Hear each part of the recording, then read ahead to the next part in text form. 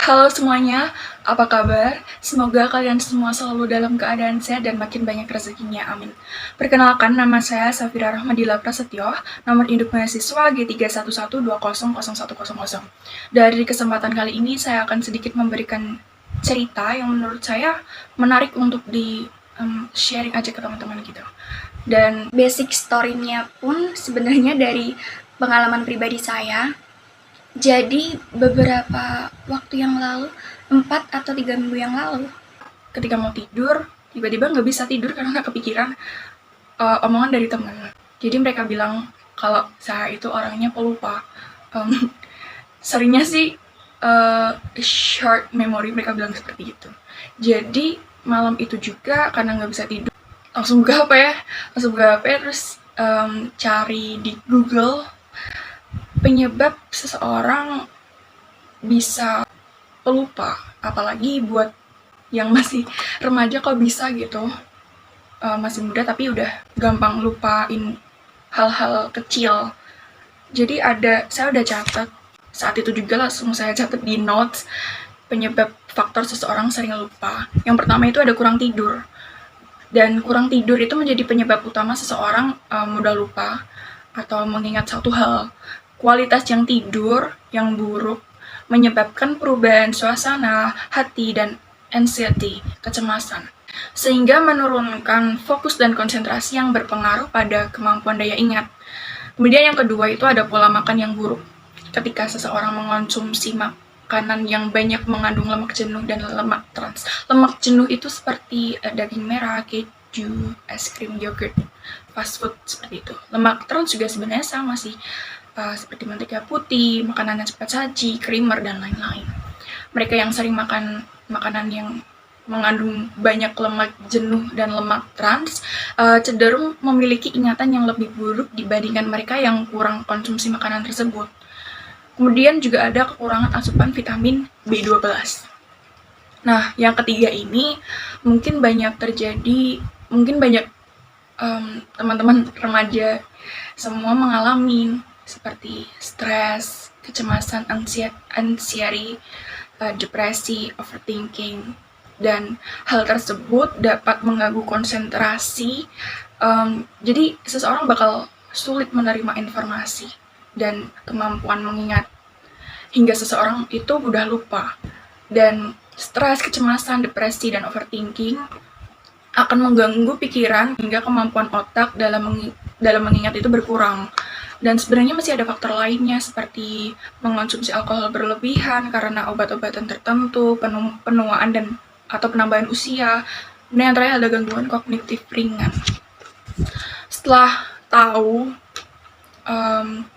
faktor penyebab seseorang sering lupa, akhirnya saya langsung cari gimana cara mengatasi orang yang sering lupa. Karena tadi ada kurang tidur, pola makan yang buruk, stres, kecemasan, anxiety, overthinking. Jadi di sini saya sudah cari di website bisa dipercaya. Yang itu yang pertama ada rubah pola tidur pastinya, waktu tidur yang cukup 8 jam dan berkualitas. Kemudian yang kedua ada meningkatkan konsumsi vitamin B12 dan membatasi makanan-makanan yang mengandung lemak jenuh dan lemak trans. Dan yang ketiga ada melakukan aktivitas yang baik untuk kesehatan mental, seperti mengerjakan teka-teki silang, bermain alat musik, bermusik, atau menjadi volunteer acara sosial seperti itu. Saat itu juga saya masih penasaran, ada nggak sih alternatif lain buat membantu saya mengurangi daya ingat saya yang kurang.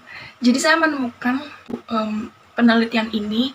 Jadi penelitian ini itu mengungkapkan bahwa menggosok gigi dengan tangan yang bukan dominan ternyata dapat menjadi latihan untuk otak, dapat membantu memproduksi dan memperkuat sel-sel saraf yang akhirnya mampu membantu meningkatkan memori. Sikat gigi dengan tangan yang tidak dominan dari penelitian tersebut menunjukkan hasil bahwa melakukan hal yang berlawanan dari apa yang terekam di otak seseorang dapat menghasilkan ekspansi yang cepat dan substansial di bagian-bagian korteks yang seharusnya mengontrol dan memproses informasi sentuhan atau rabaan dari tangan. Jadi misalkan selama ini penduduk di dunia ini kan dominan mereka menggunakan tangan kanan. Jadi misal selama ini menggosok dengan tangan yang dominan, tangan kanan, sekarang saya coba untuk menggunakan tangan kiri. Jadi setelah tahu penelitian tersebut, besok paginya saya langsung cobain gosok gigi pakai tangan kiri. Dan struggle juga sih sebelumnya karena nggak terbiasa juga, jadi gosok tangan kiri, tapi masih ngerasa kalau gigi belum bersih banget gitu.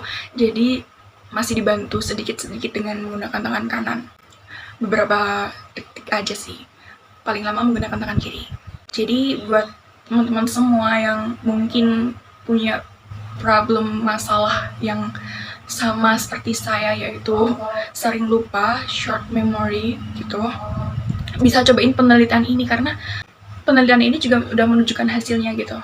Jadi saya percaya juga kalau nantinya penelitian ini bisa membantu saya mengurangi ingat saya yang turun. Jadi untuk teman-teman semua yang memiliki problem sama seperti saya, bisa nih pakai penelitian ini menggosok gigi dengan tangan yang tidak dominan, tangan kiri.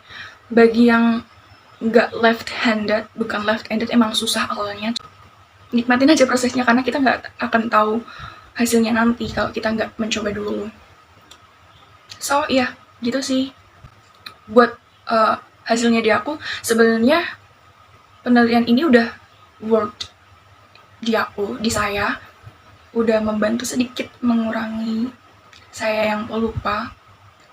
Sudah 3 mingguan saya menggunakan tangan kiri untuk gosok gigi, 3 kali sehari juga. Jadi sekarang juga udah mulai terbiasa menggunakan tangan kiri. Gak cuman gosok gigi aja, tapi ketika membuka botol, menuangkan pasta giginya ke sikat gigi, menggunakan tangan kiri semuanya. I feel like lebih baik dari sebelumnya.